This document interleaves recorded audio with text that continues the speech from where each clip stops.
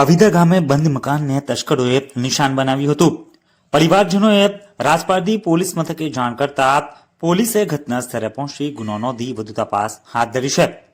સમગ્ર બનાવ અંગે પ્રાપ્ત થતી માહિતી અનુસાર ઝઘડિયા તાલુકાના અવિધા ગામે બંધ મકાનને તસ્કરોએ નિશાન બનાવ્યું હતું।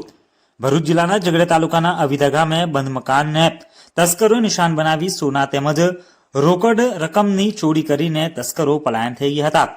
પરિવારજનો બહાર ગામ ગયા હોય અને બંધ મકાનને તસ્કરોએ નિશાન બનાવ્યું હતું। પરિવારે રાજપારડી પોલીસ મથકે જાણ કરતા પોલીસે ઘટના સ્થળે પહોંચીને આગળની વધુ તપાસ હાથ ધરી છે।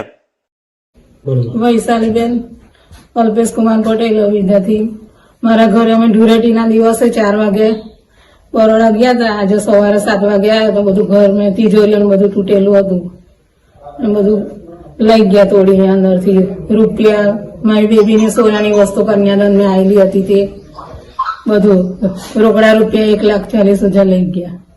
બીજું શું શું હતું?